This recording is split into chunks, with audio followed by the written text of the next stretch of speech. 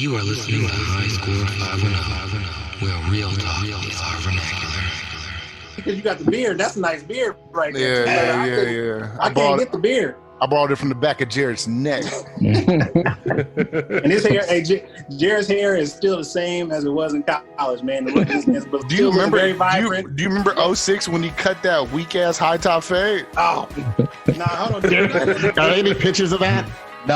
Jerry know what I'm talking about. I've been growing my hair since 05. That's incorrect, mister. Nah, you cut your hair off, bro. You had hair. When I cut that seen shit him, off. his hair was, when we first met, his hair wasn't as long. It might have been just in that transition of where he cut it and he was growing it back. You know, he got back to his cultural roots. He had the low, like it was nice and low version of the James Earl Jones, and then he cut it off and he turned into Sade, and now he's growing it back into downtown Julie Brown. So you're doing something right, man. You was jealous because I had them Jesse Smouye curls. No, I'm jealous because you had the Journey Smouye curls. I'll take whatever I can get.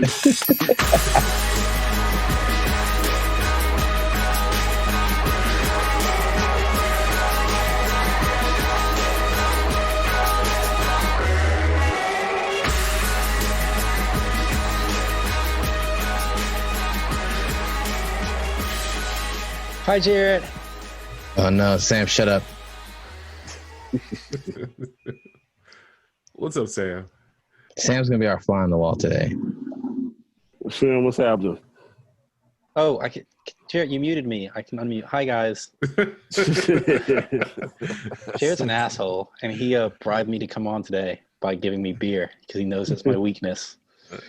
And so I will be here listening and probably not talking at all, but just so Jared feels like he gave me the beer for something.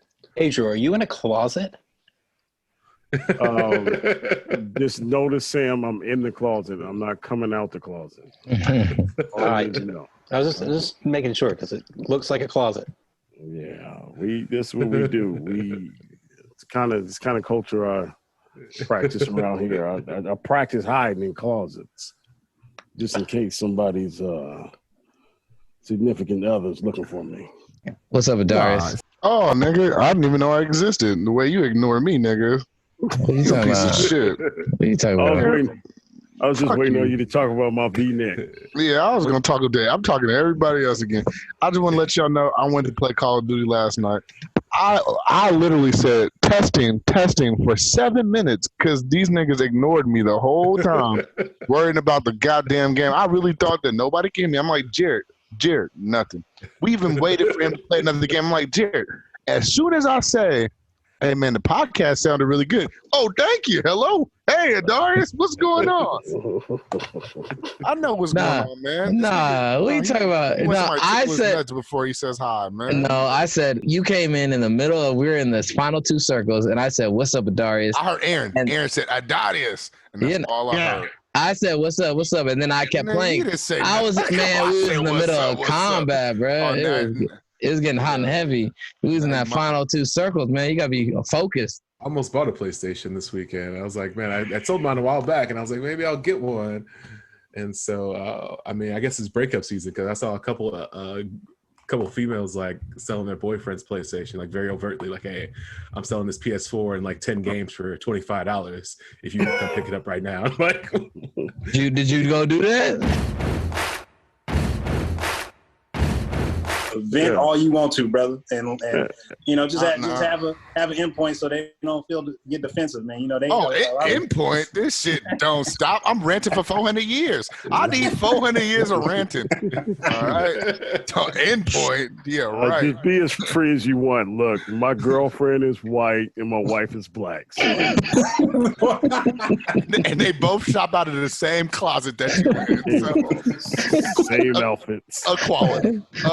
Big Valentine's Day is easy for Pedro. Log on to bigo.com to see a couple of Pedro's girlfriends.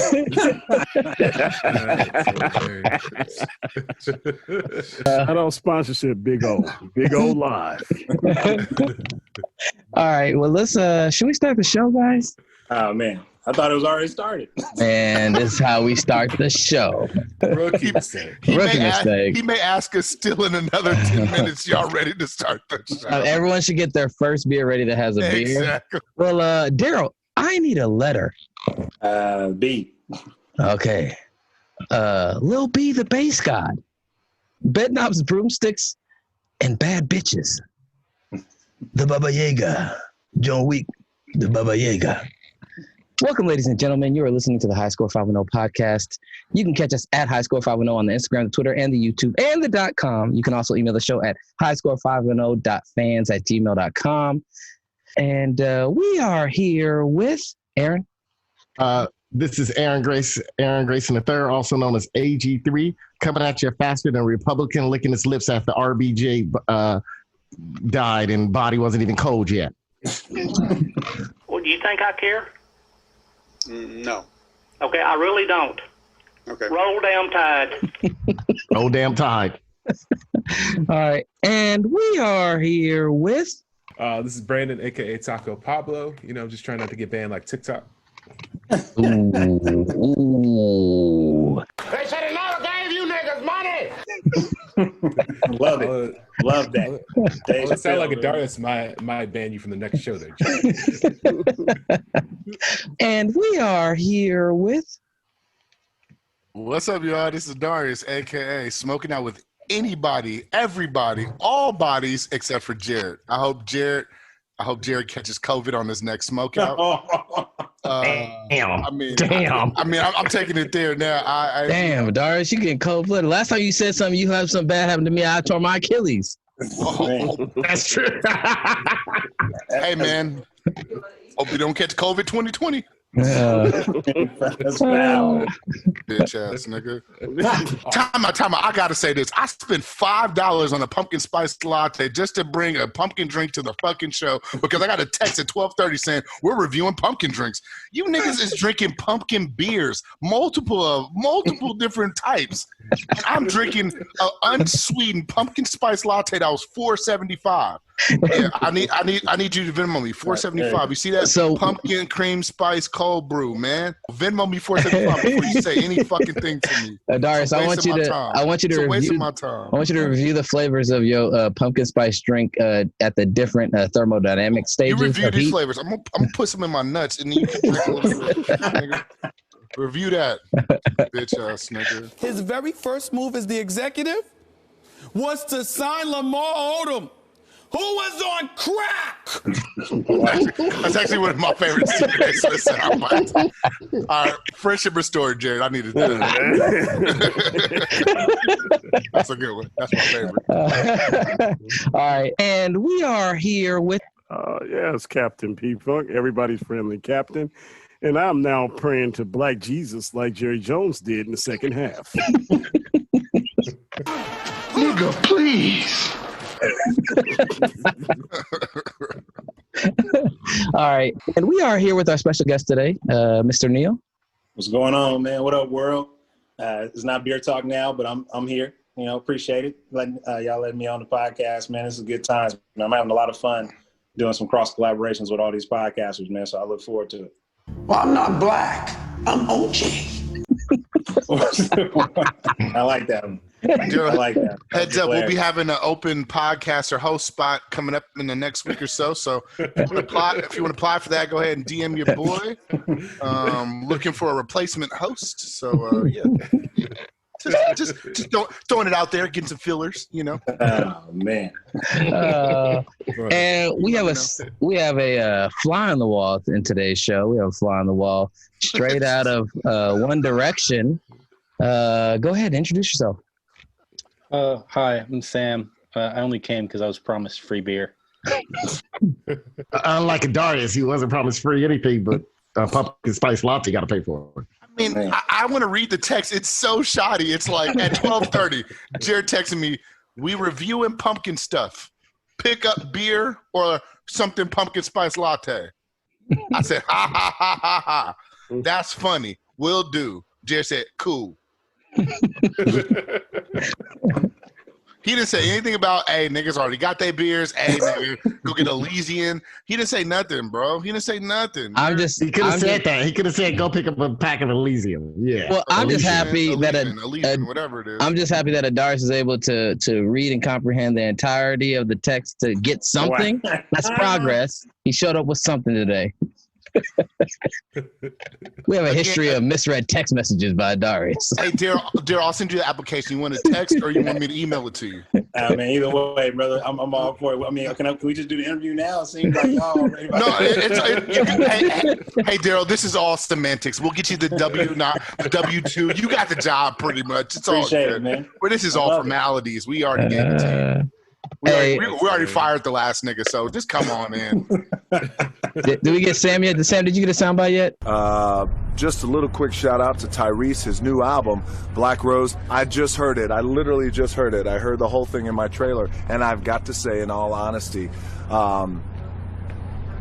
it's the biggest piece of dog shit that I have ever heard. Everyone's laughing, by the way, but it's true because everybody's heard it too. Everyone heard it, right? They look at everyone's like, yeah, big piece of dog shit. Shouldn't be called Black Rose. It should be called big piece of black dog shit. That's what it should be called. Not even the hard, dried up dog shit for 7 days. It's the soft dog shit. It's like baby shit. It's like that. That's what the album is like. And I never want to hear it again, and I'm never going to fucking forgive him for wasting my time. That is time I will never get back. It's like dog shit is in my ear.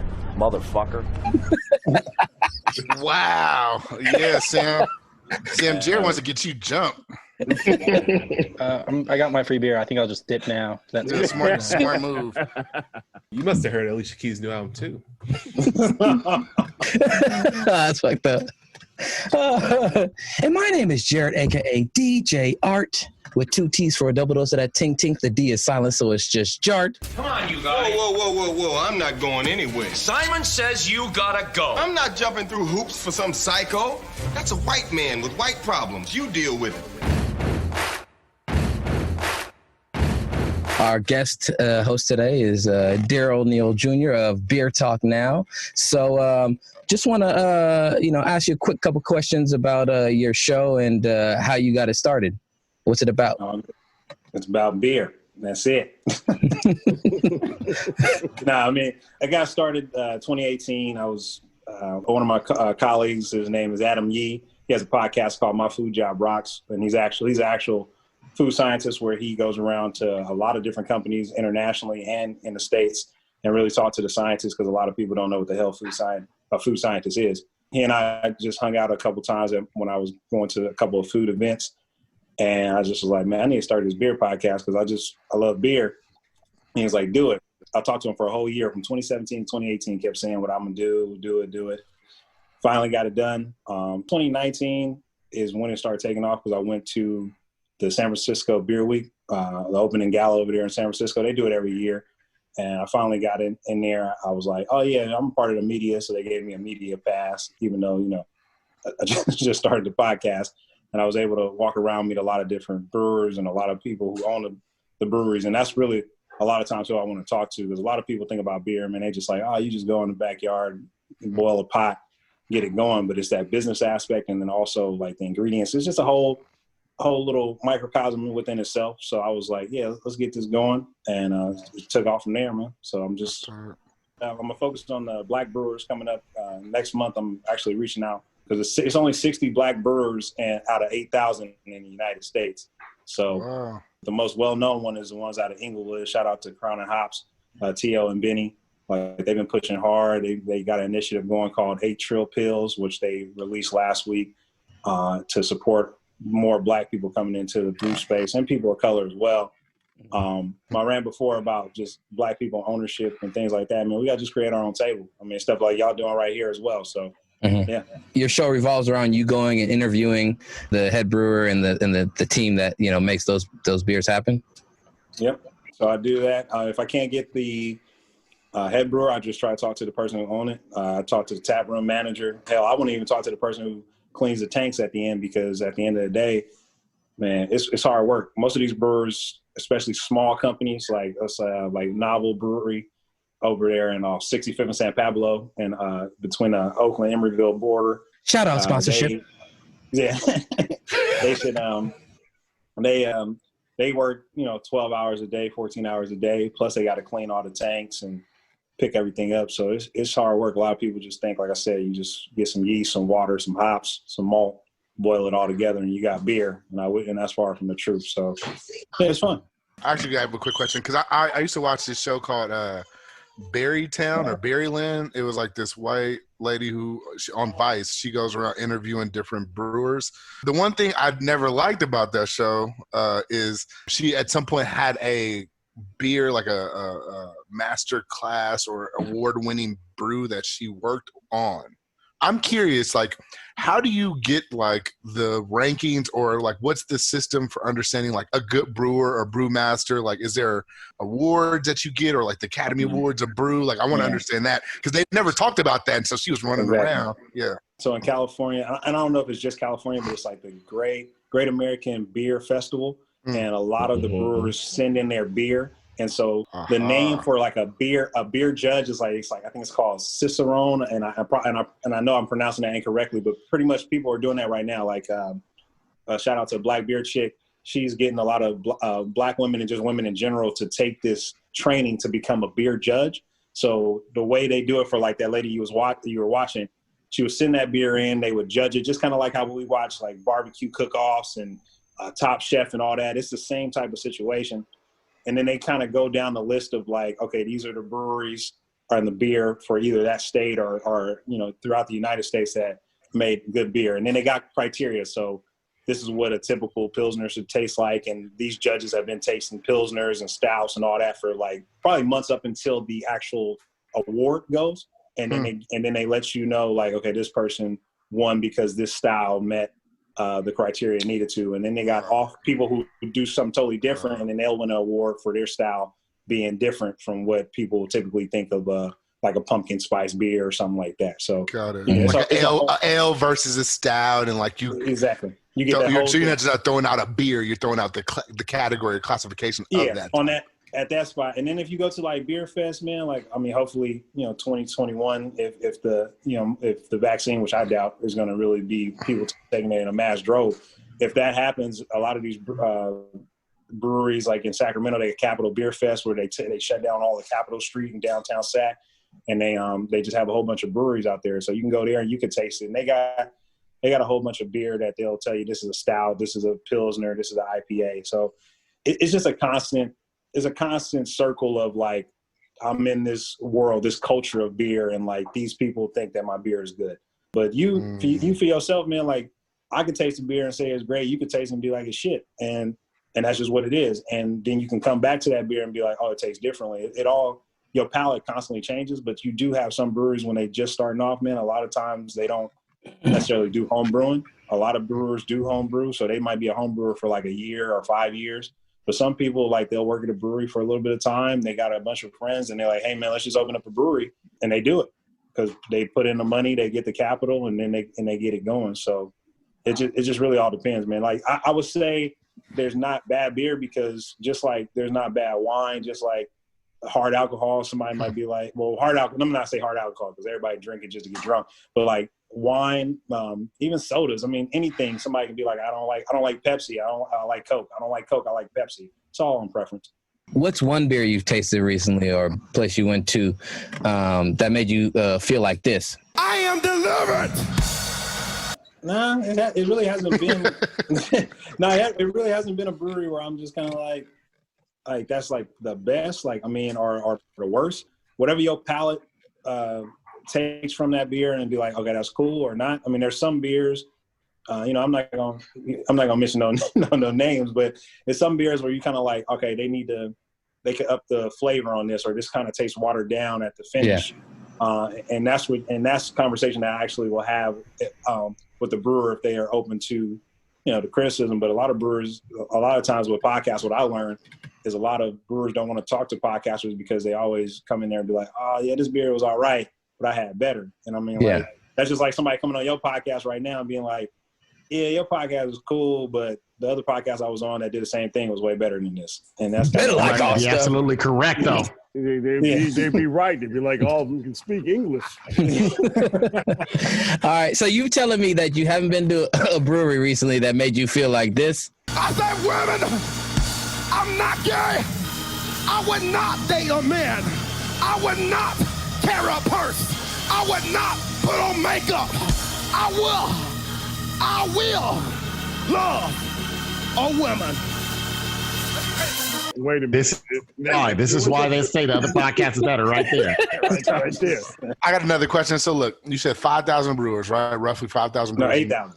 8,000. 8,000 breweries. Oh shit, 8,000 breweries. Oof, that's a lot. All right, you referenced 60 or 80 of them were. It's 60 black-owned breweries, and out of that 60, I think 4 or 5 of them are like in the process, kind of like the brewery out here in Oakland. 2 dudes who are going head from home brewing to become a brewery, Hella Coastal Brewing Company.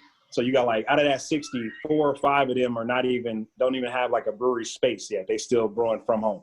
Out of the 7,950-ish, how many of them are racist? That's what I really want to know. Like, where's the directory for how many racist brewers there are? I mean, and that's something like on all honesty, I couldn't tell you because I haven't been to all of those. I mean, we know the space is going to be majority white because again, Black people, Mexican people, Latinos, Asian people, we're just not known for drinking beer. I mean, my uncle, I say this all the time in my podcast, my uncle called beer piss water. He's like, I don't want your piss water. He's like, if I'm going to drink, I want to give me some hard alcohol. So he's just in that circle, man. Like, so every brewery that I've been into, majority of the time when I walk in, I'm the only Black person in that brewery. You're not really tripping off of that because at the end of the day, you already know what it is when you walk into a space that typically does not market to you whatsoever. So I'm mostly trying to get our listeners a guide for where not to buy. Oh. Obviously, we know where to buy. But see, that's where. Shout out to Hella Brewery sponsorship. But no, that's about breaking down those barriers, though. Yeah, you got to go to all of them, man. I'm trying to go like to Heartland, Alabama, and walk into a brewery because at the end of the day, you trying to go to Heartland and you try not to come back, boy.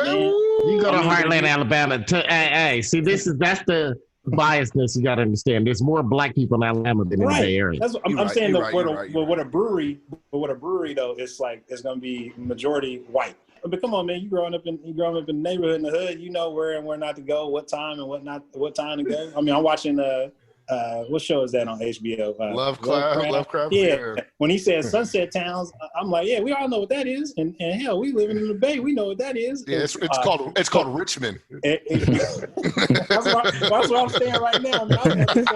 I was to say, Sundown Town. Oh yeah, Richmond. Man, come on, I'm talking about like Fenol, Montclair, El Sobrante, Piedmont. Those. Yeah, that's what I'm talking about. I'm talking about. I thought you were talking about East Palo Alto. Yeah. Well, EPA, you ain't gonna be hanging out too long unless you're from there.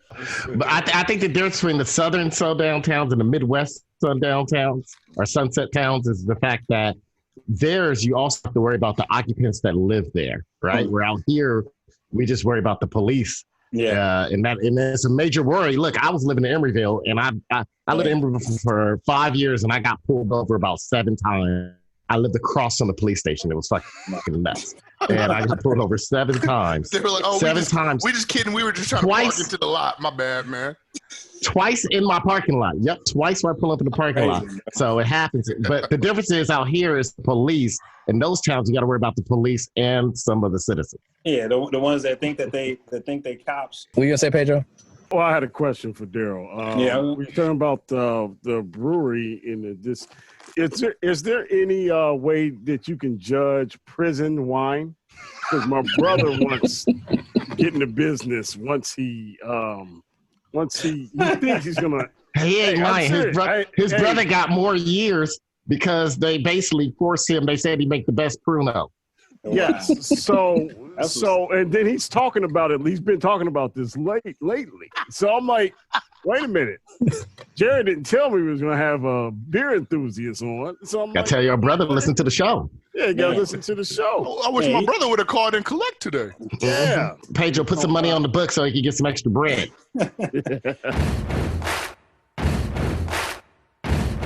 Today we're gonna be doing some beer tastings with our friend Darryl Neal Jr., host of the Beer Talk Now podcast. So we have a flight of Elysian Brewing Company, and we're gonna, since it is pumpkin spice season, my friends. It's pumpkin spice season. It is starting up. There we go. So, in the honor of pumpkin spice season, we're going to be trying. Brandon. We're going to be trying Elysian Brewing Company's pumpkin spice flight. So, the first beer we are trying is the Elysian, the Great Pumpkin beer, the Great Pumpkin beer. So let's go ahead, pour that, take a sip. Pedro and Darius, I believe you guys have something to replace that. So we'll ask you guys what you're having and how that tastes. But I'm gonna take a taste of this beer. Yeah, man, you supposed to pour it in the glass, man. Don't put it in the bottle. Yeah, Jerry, it's going in the glass, dude. And we should have started off with the Night Owl because that's only 6.7. Now you messing up your alcohol by volume. Darryl, you should be calling out the order. You don't leave this shit up for Jared, man. Wait, I should have gone to the light beer first. Yeah, man, because this is just so the pumpkin ale, the Night Owl, and then the Great Pumpkin. That's just the imperial version. So that means they just made it a little stronger with alcohol content. This 8.5%. So when you taste this, you're gonna be like, man, this is great. Now you're gonna. Darryl, can you choose the order for the rest of it? We're gonna try the Night Owl next because we got to stay with the ales now. Keep it going. Okay. I don't know shit about beer other than that Guinness Stout is good. Let's go around and with the Elysian, the Great Pumpkin. Let's. I want to hear your guys' takes on it. So let's. You know what? We haven't heard from our fly on the wall, so I'm gonna let our fly on the wall. What is your take on this beer? Wait. Can I say this first? The fly on the wall, Darryl. Just so you quickly know, I've been brewing with this idiot for the last half a year now, Sam. Almost a year. Better part of a year now. We've been doing our own little home brews. Nice. You know, with some successful, some failures. Most of the failure is he gets on my nerves while we're brewing. All right, Sam. I like it. I mean, I'm not huge into pumpkin beers in general. Not a huge pumpkin drink person, but I like how you get the pumpkin flavor, but it's not super strong. It's pretty subtle. You also get a little bit of alcohol, like a little booze. They call it booziness. So it's where it's kind of just tastes a little bit like alcohol, which is good. And typically with pumpkin beers like this, you either do one of two things. You either do it right and you don't make it taste like sweet pumpkin, or you do it wrong and you make it taste like straight cinnamon with a hint of pumpkin, or all pumpkin with a hint of cinnamon. And this one, they did pretty well because it's real dry. Like it don't linger at all. I mean, it may stay on the palate a little bit, but it's really just that dryness that happens. So yeah, I like this one, man. I haven't had Elysian beer before, so this is just. You had Elysian? Man, it's great. No, I haven't had Elysian. I'm gonna have to see where they at and have to hit them up so I can get them. They're up in Seattle. Podcast. Oh yeah, they gotta get on the podcast, man. Aaron, how do you like it? I'm gonna have to agree with Darryl. Like it has that like nice subtle pumpkin flavor where it tastes like pumpkin.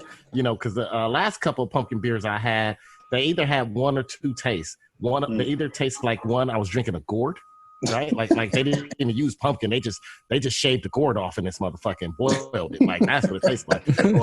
Or sometimes they'll taste a little bit like, especially since it was Great Pumpkin. I'll be honest, I was imagining it gonna taste like what I imagine the sweaty bed would taste like with Charlie Brown, Peppermint Patty, and Marcy. After they make love, and it would just be the Great Pumpkin, you know, like Halloween, they make love and there's all this sweat in the bed. That's what I imagined it to taste like because of the name. So I'm really shocked because it's really good. You know, Elysian make great beer and they really did this thing. I don't like Jared. I hate pumpkin season, right? Other than the thought of Peppermint Patty, Charlie Brown, and Marcy in the bed together. I really hate pumpkin. Aaron, did you really talk about Peppermint Patty, Marcy, and Charlie Brown in the bed together? You know they had to have a three-way. At some point. Tell me he didn't just say that. I don't want nobody to know I was speaking on this shit. This is Aaron's. Brandon, is this the part where I drop the crows again? Yeah, I think so. This is one of them. Fucking Aaron's name is Geppetto. How many do I get during the show? Like, you get up to 3, but if one is challenged, then you lose that one. Brandon, let's get back on course real quick. Brandon, how does it taste to you? I'm strong, man. I usually am not a beer drinker in general, and I haven't had a beer in quite a while, so I'm interested to see the other 3 and how they compare, so I can have something to really reference it to. Okay. But no, I'm the other 3? Time out. You guys got 4 beers apiece? Yeah. Mm-hmm. He did you wrong, brother. Radio Friday for Jared, man. He got his FEMA check and at the liquor store. Bevmo, shout out sponsorship. Adarius and Pedro, you guys don't have the beers, but you guys have a pumpkin spice something. How is your pumpkin spice? What is it that you are having? Well, I just had this is a beer, and it tastes pumpkin. It's a pumpkin spice beer. It tastes like a very heavy white woman. Oh, man. Oh shit. Okay. It is pumpkin spice season, my friends. Adarius, how is your latte? It's not really latte. I made a drink. It's pumpkin spice cream latte, cold brew. So I have that, but then I also spiked it with a little bit of White Claw. I like to call this the MAGA recharger. There we go. It's like lemon mango, Myers lemon mango or something like that. And this fucking coffee is actually bomb as fuck. Tastes like pumpkin and lemons, which is wild. A little bit watery because of the spritzer, but hey, you get what you get. All right. You're a better drink scientist than me. I put apple cider vinegar in my coffee. That shit was terrible, dude. That was burn them calories, baby. Did you have a piss test tomorrow? Like, what's going on? Man, he said apple cider vinegar and some coffee, bro. That's like the two. You talking bitter and just pungent. That's the shit you use to clean the kettle, Brandon, not what you put in the coffee. Come on, bro. Sounds like you had a cis. We're gonna move on to our second beer. What's the second beer we're doing, Darryl? We're gonna hit this night owl. You know, this pumpkin ale. This is a 6.5. Oh, my bad. 6.7% alcohol by volume. That just means how much alcohol is in there. I'll be back in like 15 minutes, man. Clearly, I got nothing to do for this segment. Daryl, I gotta go get it. And I appreciate you, brother. And my bad that he didn't get your beer, man. It's all good, man. I've been getting treated like this. Here, man, we're gonna really get this down to a T. We're gonna get some local breweries, and we're gonna really figure this out, man. I'm up here in Portland. There's a lot of literally pop-up breweries, and there's a dude literally in a food truck making beer right now down at my house. So. Yeah, how am I sounding right now? Turn my volume down. How am I sounding? You sounding like a pedo. You sounded a little bit. I didn't hear what Adarius said. You don't want to hear what Adarius said. he said that sounded like when somebody fired from my job. You about to get yourself fired from I your talked job. about cartoons. There's nothing illegal in talking about cartoons. Man. I've already made you search people hey, you want to know one of the last videos I looked up on S-Bang? You about to lose your job. When Aaron Grayson walks into a convalescent home, the old people stop breathing. Because they know. They stop breathing and moving. They in the wheelchair, they'll just stop the brakes. Yeah, they get nervous. They know they can't save no children that day. No.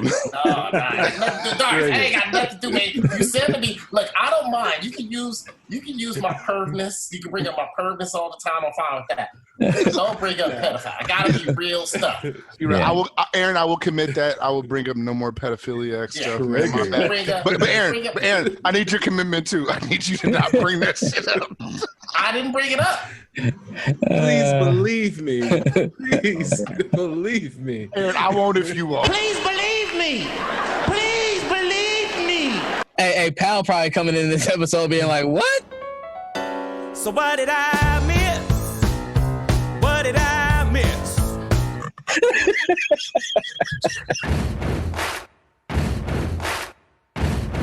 So this next beer is the Night Owl. It is 6.7 ABV. Let's go ahead and taste it, and let's get a little talk. Yeah, and then we're gonna get to a special segment next. Brandon, how does that taste? Yeah, I'm gonna need you to get a glass, bro. Do I need a glass? I got a White Claw to help wash the palate in the toilet. I think Darryl just answered the question I was going to ask, because I was going to ask him, how does he feel going to all these breweries? How do you feel when you're at the store and you see people getting cases of cool? Oh no, I like that. That's fine. I mean, I was drinking a lot of brewers that I talked to, man. Like right now, the big thing is a lot of brewers are making lagers. So a lot of times they didn't want to make lagers, so they was like, that's a Budweiser thing, that's a Coors thing, that's a Heineken type of thing. But a lot of brewers, bro, they don't be drinking these spice beers on a daily. You know what they drink on a daily? Lagers. They drink something that's 4%, 5%, and they drink a Pilsner or a lager, or they do a really light pale ale. I mean, you just drink. I mean, you're killing your palate a lot of times, man. And a lot of times brewers, they just like to drink. They want to drink a 6-pack, bro, like at work. So when you working as a brewer, and you're not the head brewer, you gotta figure out what you're gonna be able to drink at lunchtime. And like sometimes it's like every 3 hours they may get a beer break, or every 4 in the 8 to 10 hour shift. But like they want to knock back at least 2 or 3 beers before they time is over. So they doing light beers, man. So some of the brewers, they be drinking Coors at the house.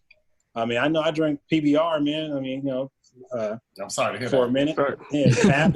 You know what I mean? You know, drink that. People was drinking, the Natty Light. I mean, and Davis, when we and Jared was in college, there wasn't no Natty Light, though. It was more, it wasn't even Budweiser. It was Bud Light. It's Bud Light. It was the lime one, too, though. That's because you can drink a lot of it and keep going, you know. I ain't gonna lie to you, Carol, I'm a real bougie beer drinker. I spent $75 a couple weeks ago on beer.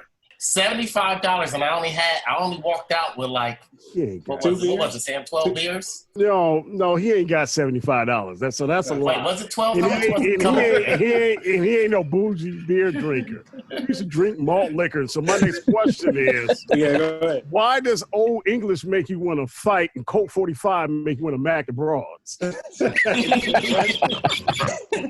Oh man, I like that one. That was a good one. I think that Colt 45, that's just it's light. You know what I mean? That the other one, that's the one that's sticking to the liver, trying to survive. It's trying to breathe. But the Colt 45, that's just like, all right, yeah, this is cool. I mean, my cousin Jeff, he used to drink probably like 2 Colt 45s. You know what I mean? And I'm talking about in less than like 20 minutes. So like if he didn't stop to talk, he'd knock 2 of them, 3 of them back. So it was just a lighter beer at the time. Yeah, so it wasn't more mellow. It was actually more mellow malt liquor. I thought malt liquor just malt liquor is basically cheap shit. Nah, that Colt 4-5 is not. I mean, I've seen people knock back a couple of those when I was when I was a kid in the 90s. Like my cousins drink Colt 4-5 like it was water. So that other one you're talking about, that darker one, yeah, that's the one that would get them, bro. That was the one that would get them want to fight and be angry. But that Colt 4-5 was just kind of like, all right, let me go get on something. So, well, tell me this, then. Why you drink I drank a 211 and ended up fasting for a week and a half afterwards.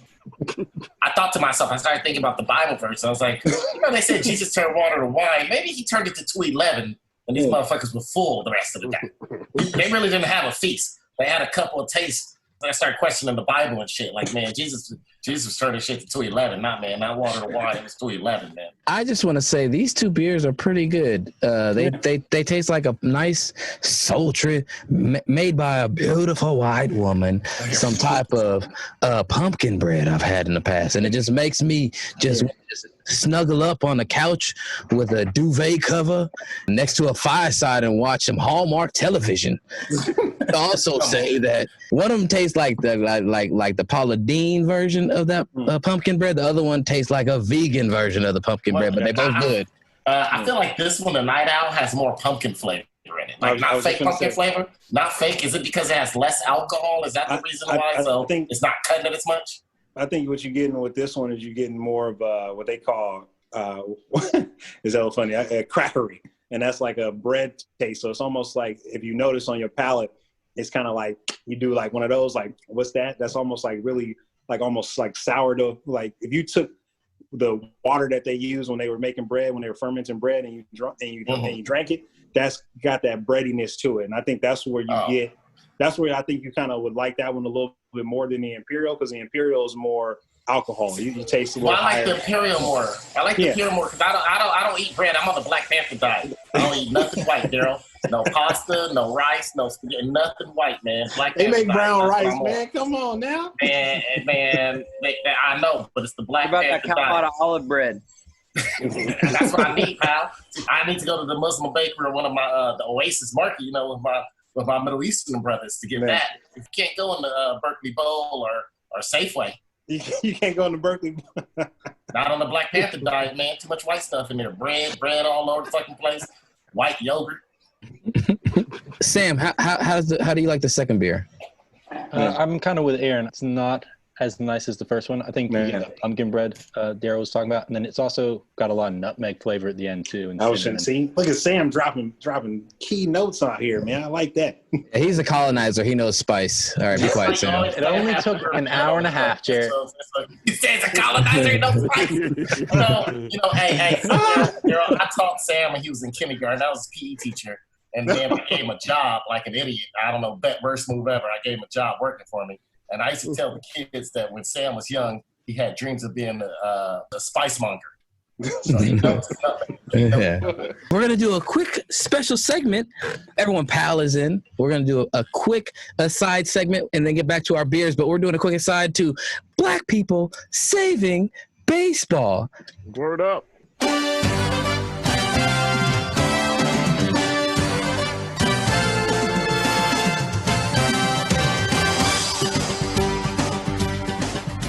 Pal, you are in to give us an update on black people saving baseball. What's up, man?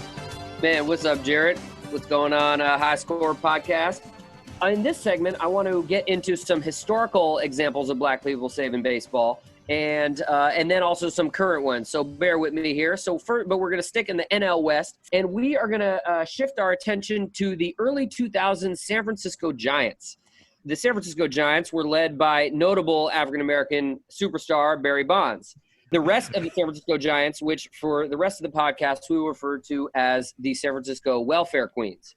So if you look at the San Francisco Giants' salaries of the early 2000s, after Barry Bonds being the highest paid Giant at $50 million, your next 6 San Francisco Giants are all journeyman white guys making millions of dollars. And I'm going to read some of these names here. Rob Nett, J.T. Snow, Rich Aurelia, and Jason Smith, and then Kirk Reeder, all of whom made over $5 million a year. And in the early 2000s, that's a significant amount of change. And they pretty much rode the coattails of Barry Bonds' stardom and success. Barry Bonds, as you know, is one of the most prolific home run hitters. And so he single-handedly led the team to the 2002 World Series, which they lost. And as a result, all of the subsequent white teammates on the San Francisco Giants got paid millions and millions of dollars for their very journeyman and average performances on the field. Including, not on that list, was the most notable welfare queen of the San Francisco bunch, Jeff Kent, who got a $10 million contract extension with the Houston Astros following playing with Barry Bonds. Unfortunately, when he went to the Houston Astros, there were not that many African Americans to save his ass, and his career in Houston petered out pretty notably. So Jeffrey Kent. Jeffrey Kent. And there are some, and Aaron, you can maybe hop in on this. There were some episodes with Kent and Bonds getting into it with each other in the Giants dugout, which is quite ironic given that his entire payroll and livelihood was based on Barry Bonds' accolades. So San Francisco Giants, not only did Barry Bonds save the team, he actually saved the livelihoods and the generational wealth of the Aurelia family, the Rob family. Rich Aurelia never had hit more than like 12 home runs in a season until he batted in front of Barry Bonds. Exactly. And was compensated lucratively as a result. So, I think that there needs to be some reckoning for these families. There were also a slew of African American players on that team who notably made less. Ray Durham, Marvin Bernard, and Marquise Grissom, 3 African American athletes, ended up making less than the soft-hitting J.T. Snow, who, if anyone remembers his at-bats, were... He saved the black man, though. But J.T. Snow was a savior, man. He saved... We all know that Dusty Baker's son wouldn't be here today if it wasn't for J.T. Snow. Picking him up at that plate when he ran out there at the wrong moment. I'm surprised you didn't... Black Lives Matter. I'm surprised you didn't bring Jeff Kent's fake Texas accent, man. He's from California. From Orange. Yeah. Well, you guys got to understand this, Brandon. There was a big population of Orange County that wanted to be Texas hits. My roommate, my freshman year, Travis, came in with cowboy boots, and the first poster he put up on the wall freshman year was "Friends don't let friends drive Chevys." And he had a cowboy hat and cowboy boots, and he was from Orange fucking County, born and raised. 5-second trucker story. There's a lot of truck drivers that have that Texas accent from Detroit. I don't get it. As soon as they get in the truck. Are they culture vultures? Pretty much.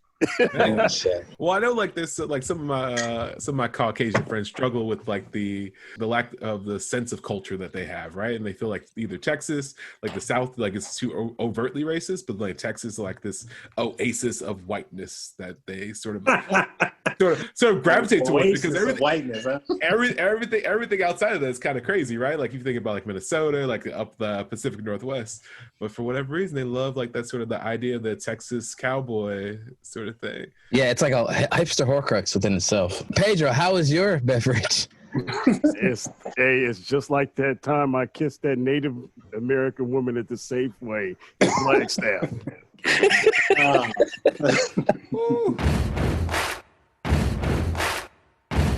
All right, so Darryl, what's the next beer we're having? Man, we're gonna go into this Dark Oh the Moon. That's the pumpkin stout. I chose that one because the other one is it's a coffee pumpkin ale, and probably after you taste the coffee, anything infused with coffee, your palate's gonna be done. So now this one right here, the alcohol by volume is a 7.5%. Ooh, that's strong.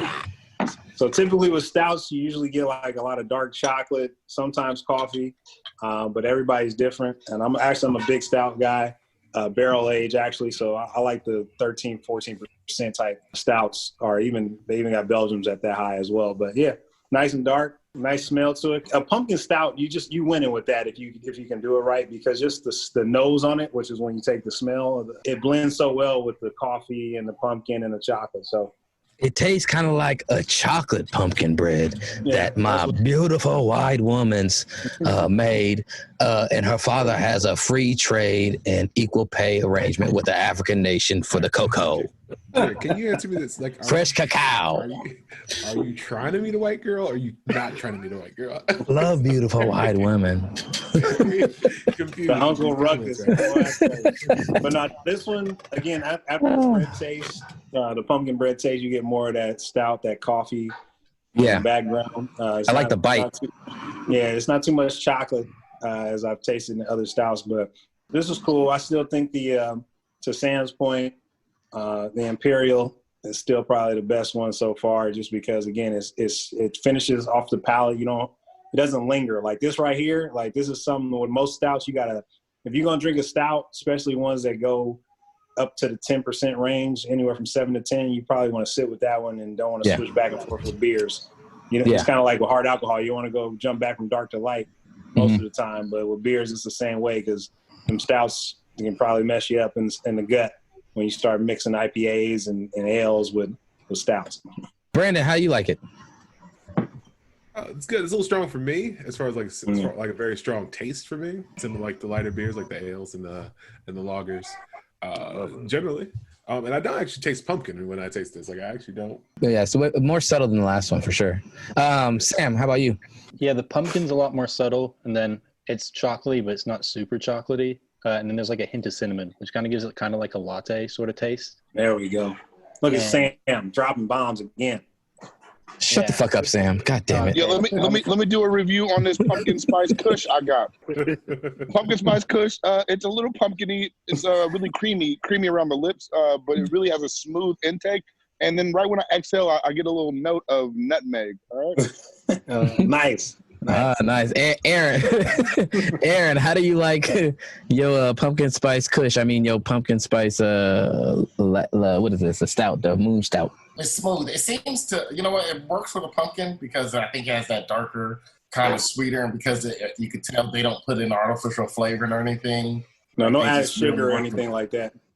Yeah, you can tell they really work the grains and hops to get the flavor they want. So it's really smooth. I think this really works well. And I'm like I said, I'm not a person to like pumpkin spice like Jared. I'm not a pumpkin spice connoisseur. Shout out sponsorship. Shout out. Thank you, Darryl. Come on, pumpkin spice cones and all that. Scones and all that. And I like dressing spice. If they made some dressings beer, some shit like that, then I'll be in it. Give me some dressing. Pedro, how is your beverage? Man, look, that took me back to that time that 50-year-old blonde white lady bought me that PlayStation 2. PlayStation 2 though. Yeah, Pedro was ahead of the game. He don't get with that old granny a long time ago to get that PlayStation 2. Man, he was ahead of the game. He needs one right now because a 5 costs more money. Hey, look. I'm working on the next one. Shoot, so I'm trying to get mine secured. So I got to meet the next blonde MILF that I come across.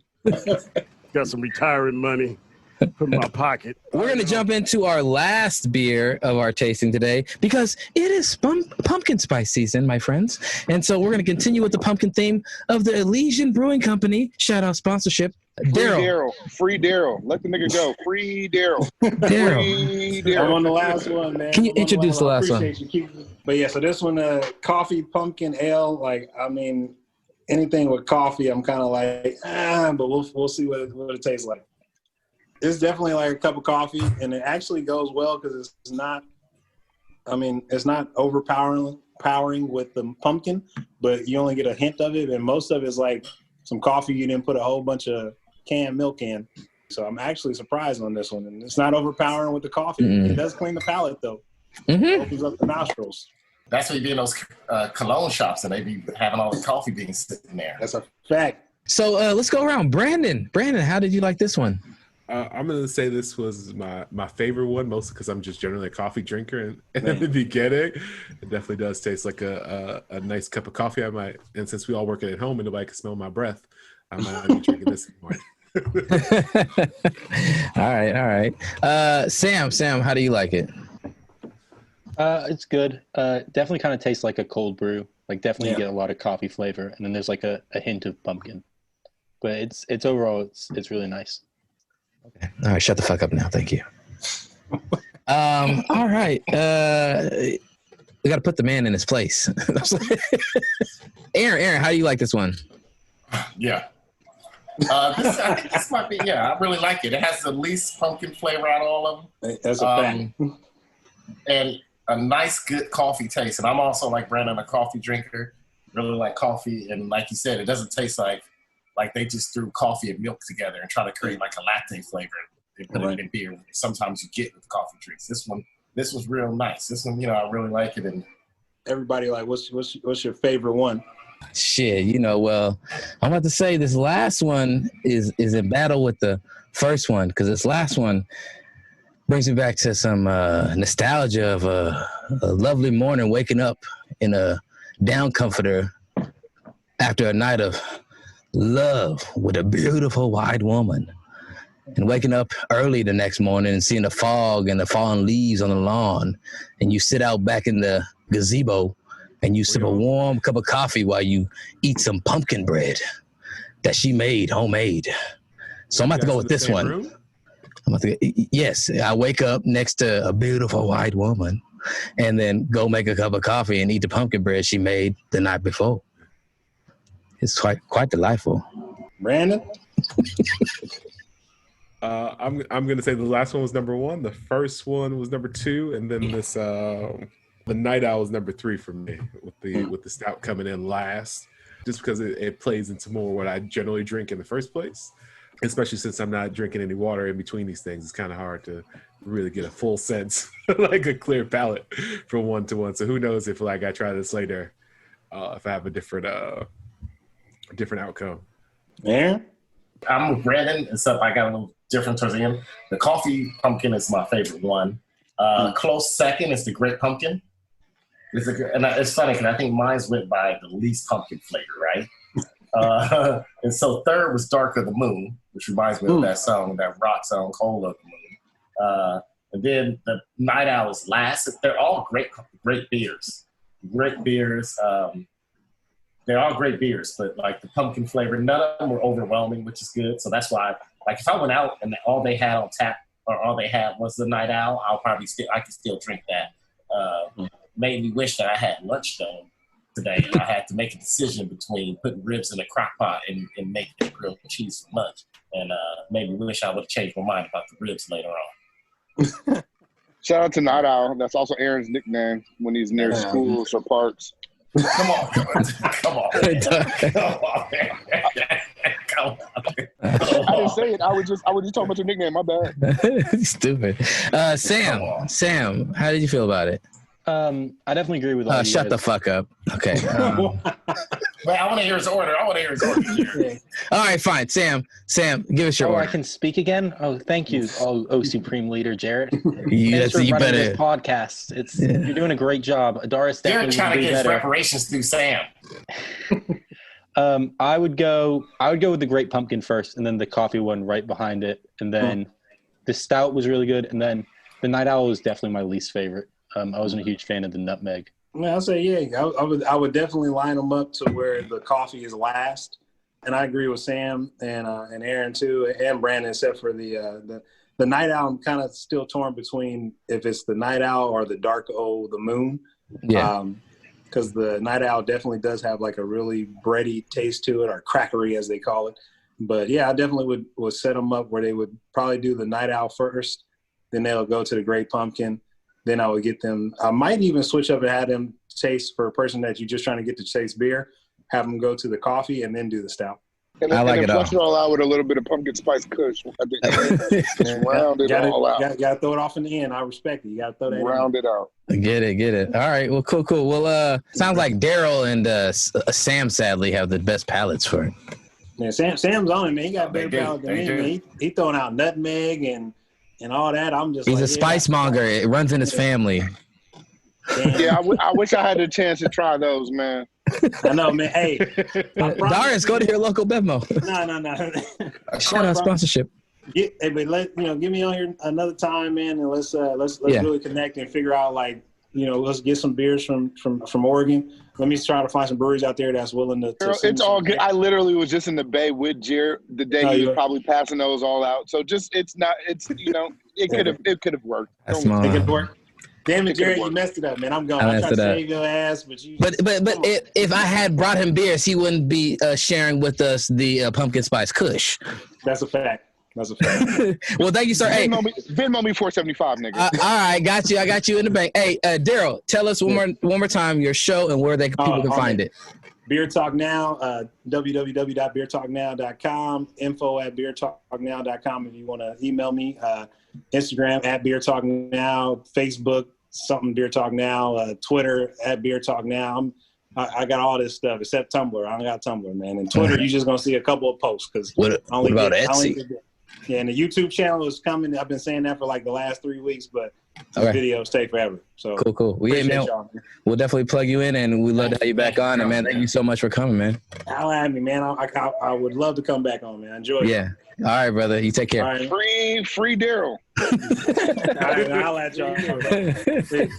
Peace. Run, nigga, run.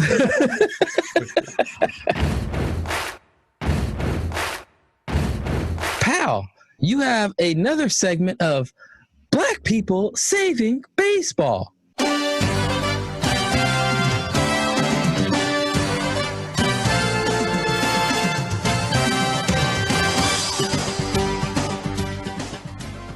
And Jarrett, I need your sound bites for this one. So, how about you guys even coordinated sound bites from across the country, but you niggas couldn't get, man, Jarrett, you the worst. So we're gonna go to the NL West again. This time, Southern California, the Los Angeles Dodgers, who have clinched, I believe, a first place seed in the NL playoffs, despite the discrepancy of production between their white players and their non-white players. And so we're going to go through their starting lineup. And Jarrett, I want you to do what we do. Got you. Hitting leadoff for the Los Angeles Dodgers has been the ineffective, soft-hitting left fielder, AJ Pollock. Cracker ass, cracker. Then we got their shortstop, who has been hyped for many, many years, who, if anyone's seen swing, has got a long swing, swings and misses at journeyman fastballs all the time. He hits second. And that would be Corey Seager. Cracker ass, cracker. Then their third baseman, Justin Turner, who, again, was hyped over 2 years ago, but this year been completely ineffective at the plate. Saltine ass motherfucker. Followed by their fourth white player in a row, Max Muncy, again hitting 189 on the season, ladies and gentlemen, under the Mendoza line. Cracker ass, cracker. The last year's MVP, who was supposed to be the pride and joy of Los Angeles, has been moved down to the sixth spot, who looks like he has a spinal injury every time he swings. No longer the MVP, hitting 231, Cody Bellinger. Cracker ass, cracker.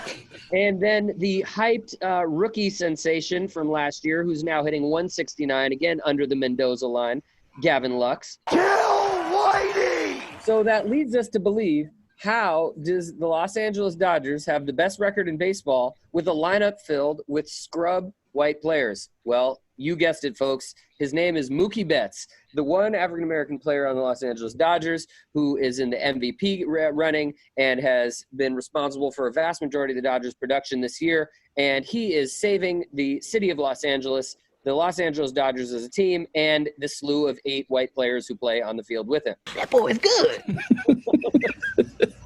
Pal, I'm not gonna let you talk about my Dodgers that way, man. Like, I'm gonna tell you this, man.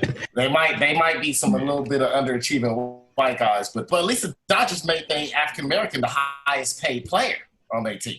They didn't go out and waste it on some white guy that came through and some things like that. They went ahead and put it towards Mookie Betts. That's how much they love him. And that's how much they know how black people are saving baseball.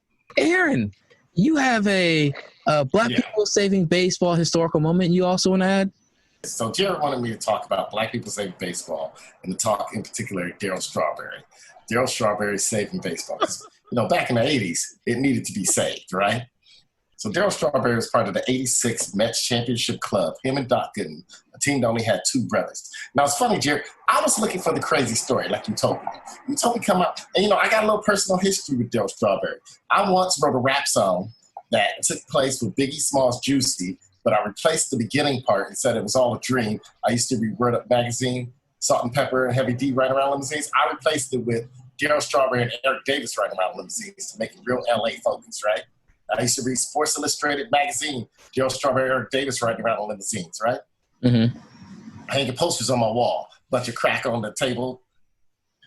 Trust me, back in the day, I made it sound really Darryl Strawberry and Eric Davis, right? But as I was doing my research here, we all know Darryl Strawberry, he had a checkered past. He had all these things. He had some drug issues. He got arrested a few times. He got arrested in 2000 for trying to solicit a prostitute that was an undercover police officer. But I wasn't finding the Darryl Strawberry craziness. And what I found out was the media really sold us on how crazy Darryl Strawberry and Doc Gooden were. But as I was researching, they weren't the crazy ones on the team. No, they weren't. No, they were just 2 dudes. Darryl Strawberry got introduced to cocaine by the vets on the team who, when his first year got called up. Was dude Hernandez? Keith Hernandez? Yes, Keith Hernandez was the cocaine addict. Cocaine out of them all.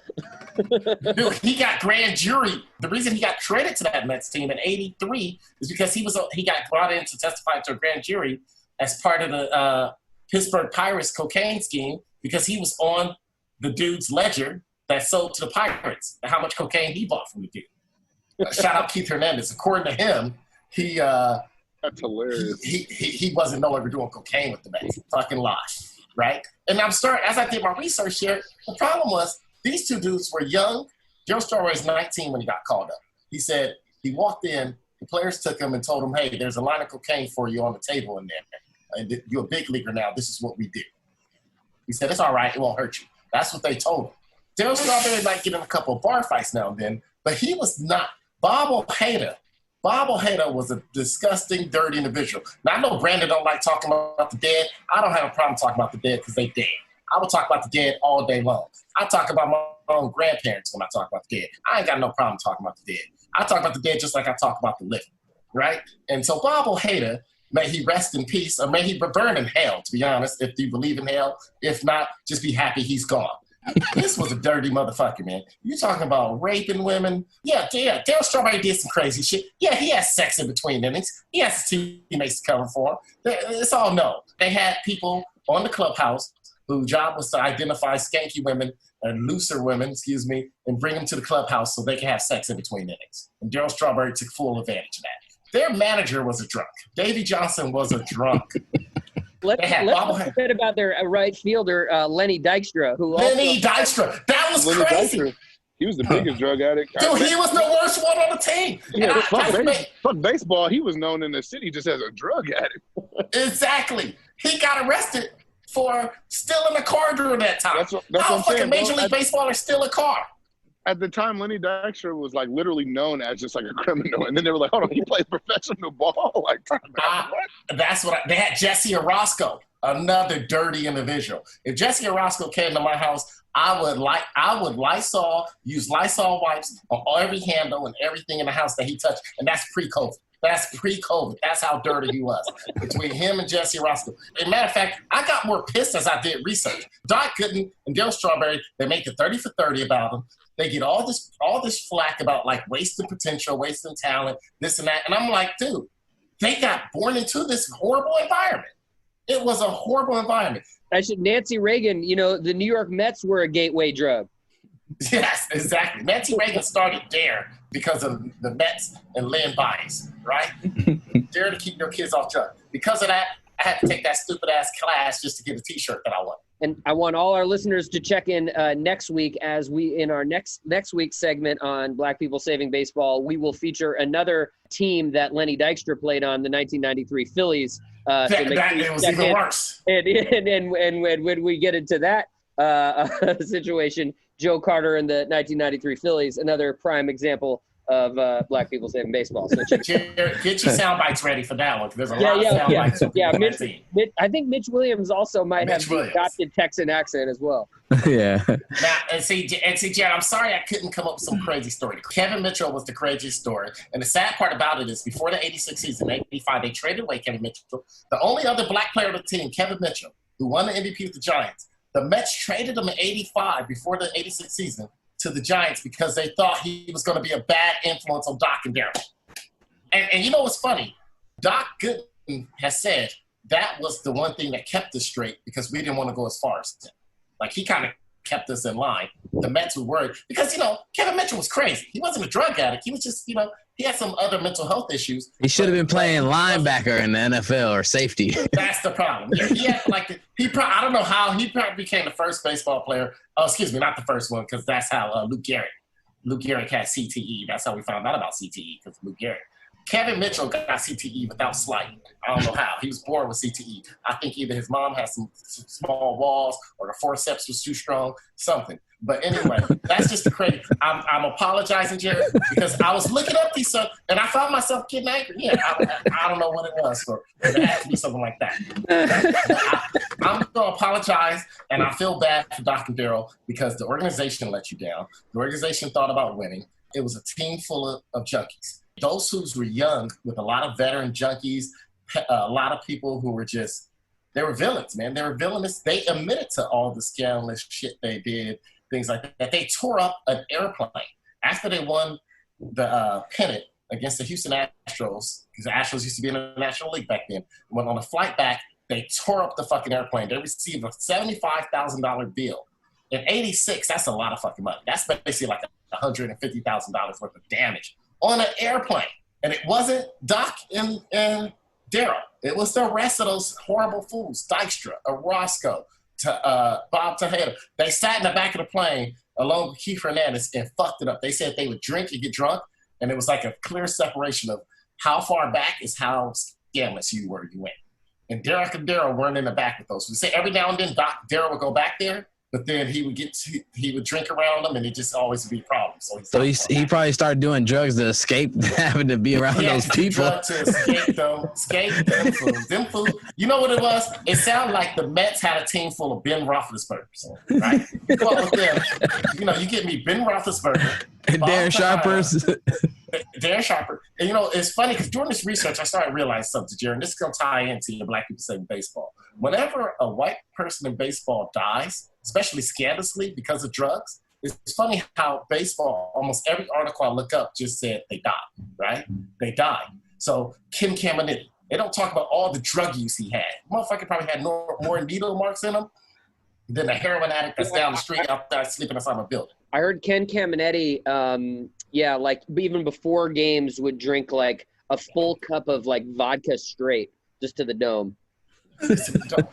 Probably to even them out for all the steroids and fucking amphetamines in the system, dude. He was full of shit. If you take his blood, you could probably burn a car door open, a hole in a car door with his blood. All the white players. What is the last one? Tyler Skaggs. When that first happened, I told Duck, man, this sounds like drugs. This sounds like drugs. And if his home newspaper, the Santa Monica newspaper, reported that it was drugs, and remember, the Angels and everybody, MLB threatened the newspaper. And the editor came out with the editorial and said, I don't take away the editorial we did. The writer was right. He goes, I recant the story because they have threatened my family, my editorialist family, and people on my staff.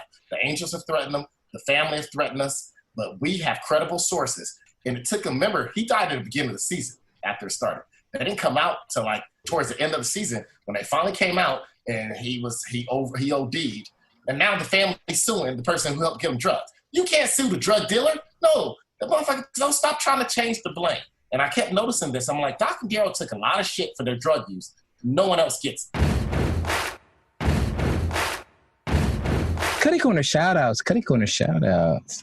Cutty Corner Shoutouts is the segment we end the show with, where everyone gets the floor to rant, complain, or discuss something that they are displeased with or has been, upsetting them. Or it can be a positive Cutty Corner Shoutout where you say something positive about something that you want to, shed light on. So Cutty Corner Shoutouts. Cutty Corner Shoutouts. It's time.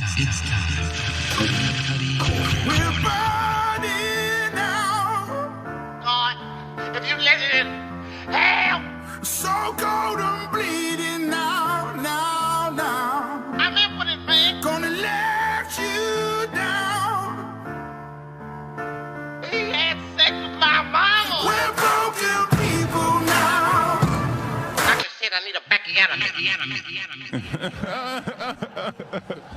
Cutty Corner Shoutouts. Cutty Corner Shoutouts. Aaron, do you have a Cutty Corner Shoutout?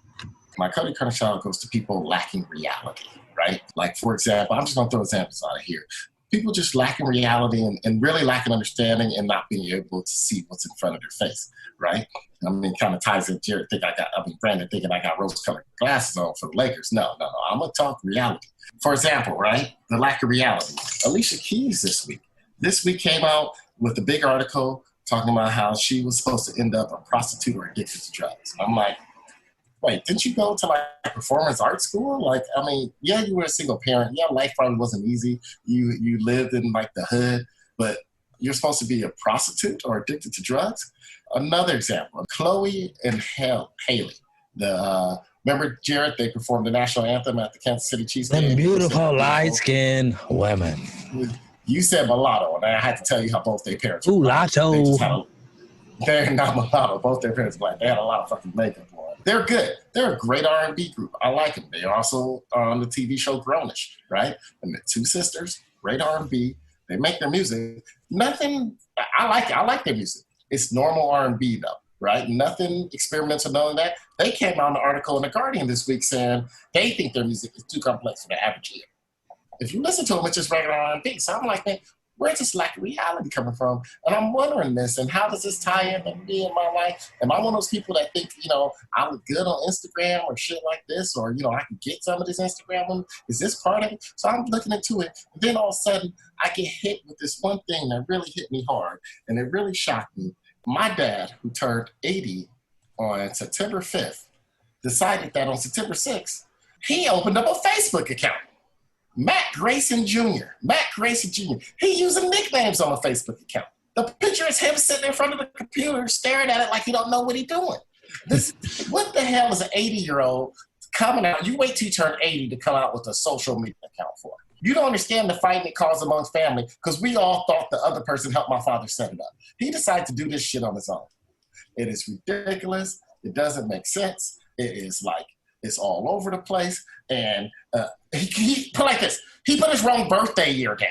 He didn't even get his birthday right on the Facebook account. Like, it wouldn't scroll that far. Dude, he must have because he got 1942. He was born in 1940. I started thinking, it took me back, man. I started thinking about shit that like things that happened when my father was born. Why did he feel the need to get a Facebook account? So I started looking up stuff and I realized the moon landing. NASA didn't exist when my father was born. Brown versus Board of Education didn't happen yet. He went to a segregated high school. He didn't have a TV in his house. World War II was not over yet. I was like, man, I can't believe all this stuff happened when he's born, but yet he feels the need to have a Facebook account. He's wearing a white V-neck t-shirt in the picture, got a hat on. It's just, man, I don't know how to react. Man, I don't know if the internet has made us lose touch with reality. I'm questioning my own sense of reality now since my father turned around and got, I don't even have a Facebook account no more. They're going to turn around and get a nickname on it. I got people calling me, hey, did you know your dad got a Facebook? Brandon, do you have a Cutty Corner shout out? My Cutty Corner shout out goes out to the temporary activists in the light of the RBG death. I'm just gonna say that I'm tired of people saying how they're gonna fight for something, and that really just means I'm gonna argue with somebody on Twitter about it. I'm tired of people saying, "Oh man, she spent her life fighting for this," and I was like, we need to celebrate more accomplishments than tries in this whole internet age. I listened to Elizabeth Warren. She was out there at the Supreme Court House today. She's talking about how she's going to continue to fight for women, and I was like, Elizabeth Warren, you've been in the Senate for a long time. You could have done something. You should have never not been fighting for women. Exactly. Same thing I feel about Joe Biden. You've been in the Senate for decades. Now's the time to say, hey, actually, if I'm president, that's when I can actually do something. Show me what you did. This whole time you had a chance to do something. And it's not just about the politicians, it's about wherever you are, do something with where you're at. Don't tell me about what you're gonna do when you get to the next level. Show me how you're impacting people around you right now.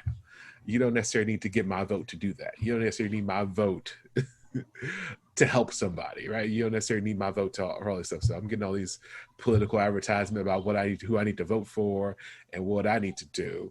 But I like that same question I ask every politician I've ever met. It's what impact are you going to have without having the office? What impact are you really going to do? So yeah, I'm just saying, can we just stop saying how much we're going to fight for stuff, and let's just talk about how much stuff we've done and how much stuff we're actually going to do, right? What's possible for us to do? Yeah, I'm just saying, decide what's right before what's possible, man. That's my Cutty Corner shout out to all these politicians and everybody who's out there marching just because y'all need to get out of the house because y'all sheltered in place. Shout out to Elizabeth Warren, by the way, sponsorship. The most beautiful Native American white woman that Pedro hit on in Grand Junction.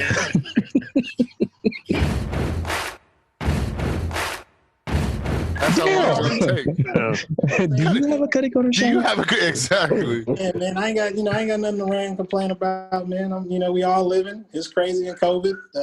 Everybody hypothesizing if I said that correctly on what's gonna happen next year, and they don't know. And we all just trying to figure it out, especially for us as Black folks. We already, when it's a pandemic, that means it's an epidemic plus for us. So we just trying to maintain, but we also in a space right now. What I think is that we all looking at ourselves like, man, how are we gonna create something for ourselves? Which that's why you got Black is Beautiful with the beers, or at least on the craft beer side. You got Shop Black. You got the We Buy Black website. You got the Buy Black app.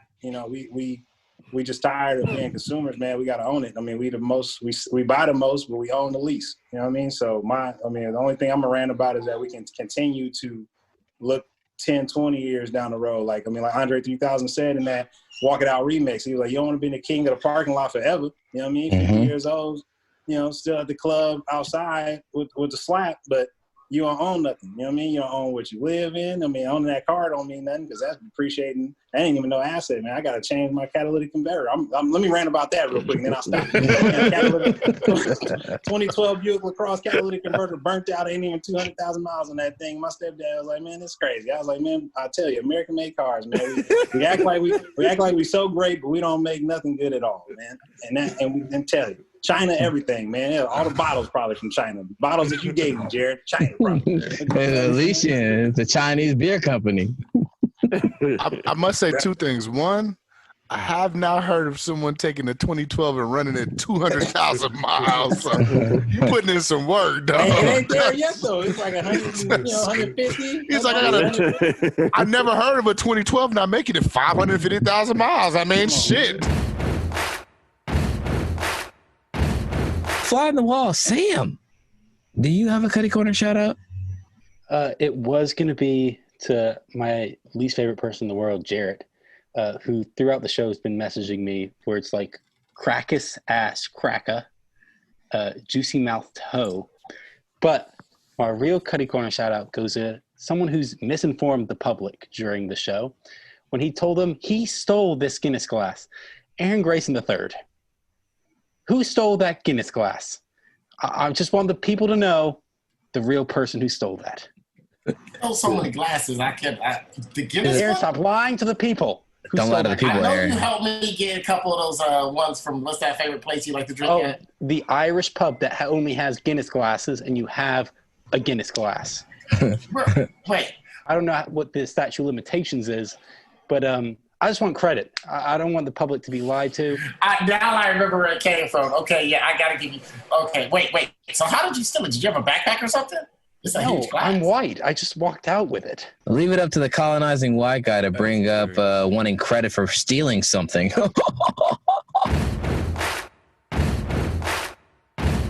My Cutty Corner shout out goes out to RBG in her passing. Shout out sponsorship. She did some things in her life. She's an important Supreme Court. Dang. Can you let me finish? I'm about to be articulate, Tori. Anyways. All right. That's not a word. And my second Cutty Corner shout out goes out to Brandon.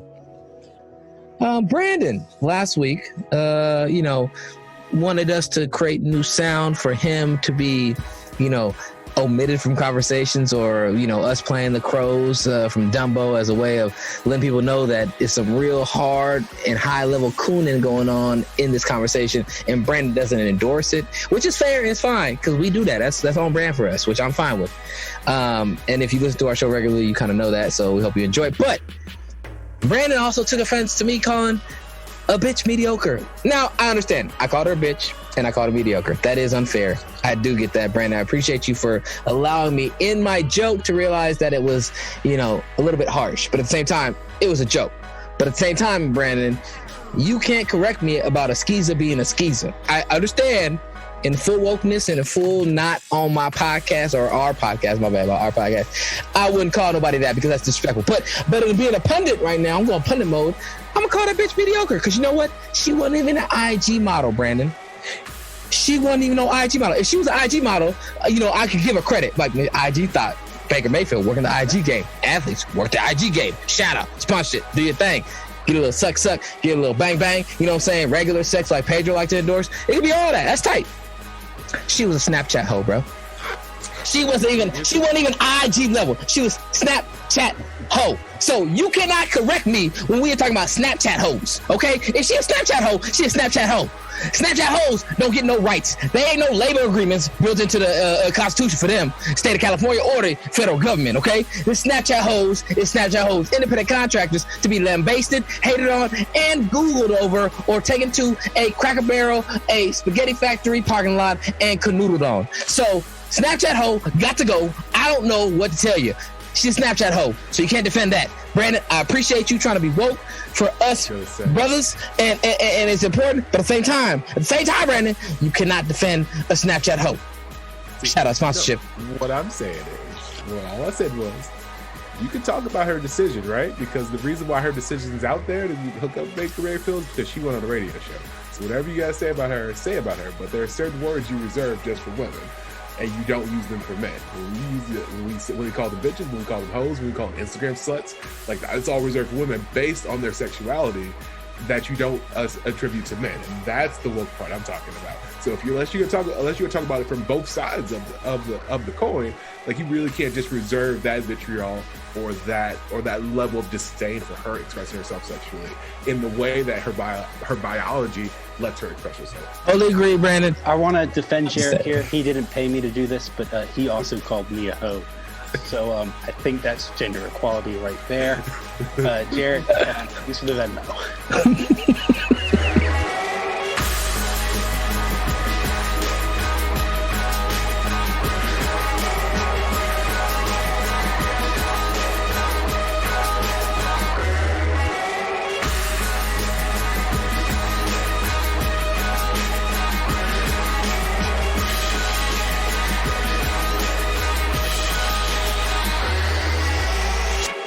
Everyone should get their first beer ready that has a beer. Exactly. All right, let me go. Let's start. Can you give us the name of it? Can you give us the name of it? Let me run and grab them. Hold on. Did everybody get pumpkin spice latte beer? You sure did. Oh, that's messed up, man. Come on, Jerry. You always doing me dirty, man. Which one? Hold on. Which one is that one? Oh, is that the coffee pumpkin ale? And I don't think I got the latte joint. Did I? You ain't got the latte. You ain't got the latte. I got the Imperial pumpkin. I got Hold the on. coffee joint. Hold on. The fly on the wall. You got some too? Yeah, Jared wanted me on the show. He said, Sam, you want to be a fly on the wall? And I said, no, that sounds like listening to the unedited podcast. Then he's like, I'll give you beer. And I said, okay, I'll watch football. Hold on. Did he give you beer or did he tell you to pick up beer? No, he brought it to me. I Time didn't out. bring it. Aaron, do you have beer? Yeah. Jared got it to Brandon. Who got it to me? The first beer. We Captain gonna P-Funk, do you have do beer? today. Yes, I do. Time out. Did you get it from Jared? He sent it to me last week. Oh man, I feel. You a goddamn liar. I was gonna send it to Adarius, but I was running around for his wedding, so I didn't have time. All right, so the first thing we're gonna try today is our Elysian Great Pumpkin, but let's get that ready for after our intros, okay? Got you. All right, Let me get it ready. I gotta get it. where did Adarius go? See, Pedro, your lies ran him off the show. Man, he said he didn't get his beer, man, but he Yeah. knows. You gotta get something. There we go. Okay. Yeah. We got the Which one am I supposed to get? Which one am I getting? the Elysian Great Pumpkin, the one with the big ass pumpkin on it. Aaron, take I'm them saying all out of Elysian, your just say the freezer name, they're all and bring Elysian. them next to you. The Great Pumpkin, one with the big ass pumpkin on the Negro. Can't you read, nigga?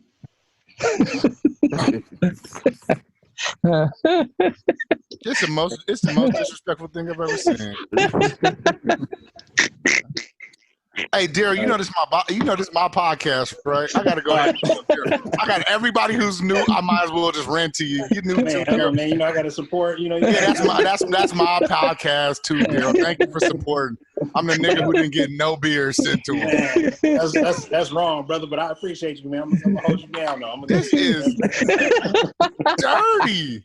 Darryl got more swag than you, player. This nigga just left like a broken sticker at my wedding table. When he came, he's like, "Here, man, high score." He just texted me at like 12:30, said, "Make sure you have something pumpkin spice for this."